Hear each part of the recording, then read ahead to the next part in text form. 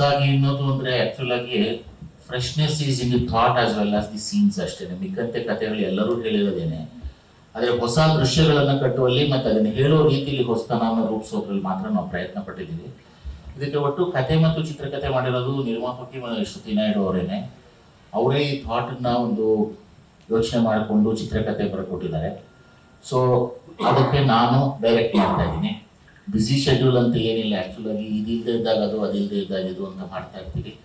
ಎರಡೂ ಕಾಯಕನೇ, ಅದು ದೊಡ್ಡದು ಇದು ಅನ್ನೋದೆಲ್ಲ ಏನೂ ಇಲ್ಲ. ಎರಡೂ ನಮಗೆ ಹೆಸರು ಮತ್ತು ಹಣ, ಕೀರ್ತಿ ಎಲ್ಲವನ್ನೂ ತಂದುಕೊಡುವಂಥ ಕೆಲಸನೇ. ಹಾಗಾಗಿ ನನ್ನ ದೇವರು ಶ್ರುತಿ ನಾಯ್ಡು ಅವರು ನಿರ್ಮಾಣ ಮಾಡಿ ನಾನು ನಿರ್ದೇಶನ ಮಾಡ್ತಾ ಇದ್ದೀನಿ. ಕಲರ್ಸ್ ಕನ್ನಡಾಗಿ ಇದು ನಮ್ಮ 3ನೇ ಧಾರಾವಾಹಿ. ಇತ್ತೀಚಿನ ದಿನಗಳಲ್ಲಿ ಧಾರಾವಾಹಿ ಚೆನ್ನಾಗಿ ಮೂಡ್ ಬಂದಿದೆ ಅನ್ನೋದು ನಮ್ಮ ನಂಬಿಕೆ. ಜನಕ್ಕೆ ಇಷ್ಟ ಆಗತ್ತೆ ಅನ್ನೋದ್ರ ಬಗ್ಗೆ ಭರವಸೆ ಮತ್ತು ನಂಬಿಕೆ ಎರಡೂ ಇದೆ.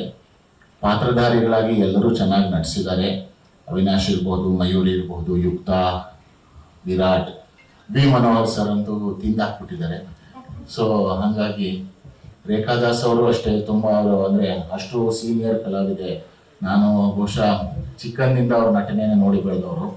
ಹಾಗಾಗಿ ಅವರು ಎಷ್ಟು ಚೆನ್ನಾಗಿ ಆ್ಯಕ್ಟ್ ಮಾಡಿದ್ದಾರೆ ಈ ಧಾರಾವಾಹಿಲಿ. ಅಂದರೆ ರೇಖಾದಾಸ್ ಅವರು ಮುಂದೆ ಬೇರೆ ಎಲ್ಲರೂ ಮಂಕ ಕಾಣಿಸುವಷ್ಟು ಚೆನ್ನಾಗಿ ಮಾಡಿದ್ದಾರೆ ರೇಖಾದಾಸ್ ಅವರು. ಈಗ ನಾನು ಸುಮ್ಮನೆ ಅವ್ರು ಇಲ್ಲಿ ಕೂತಿದ್ದಾರೆ ಅಂತ ಹೊಗಳಿಕೆ ಹೇಳ್ತಿಲ್ಲ, ನಿಜವಾಗ್ಲೂ ಅಷ್ಟು ಚೆನ್ನಾಗಿ ಆ ಪಾತ್ರನ ನಿಭಾಯಿಸಿದ್ದಾರೆ ಮತ್ತು ನಿರ್ವಹಿಸಿದ್ದಾರೆ.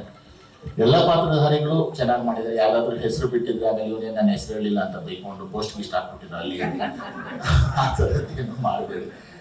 ಚೆನ್ನಾಗಿದೆ ಧಾರಾವಾಹಿ. ಇಟ್ಸ್ ಓನ್ಲಿ ಥಿಂಗ್ ಇಷ್ಟು ಜನ ಇಷ್ಟಪಡ್ಬೇಕು ಅಷ್ಟೇ. ಜನ ಇಷ್ಟಪಡ್ತಾರೆ ಅನ್ನೋ ನಂಬಿಕೆ ನನಗಿದೆ.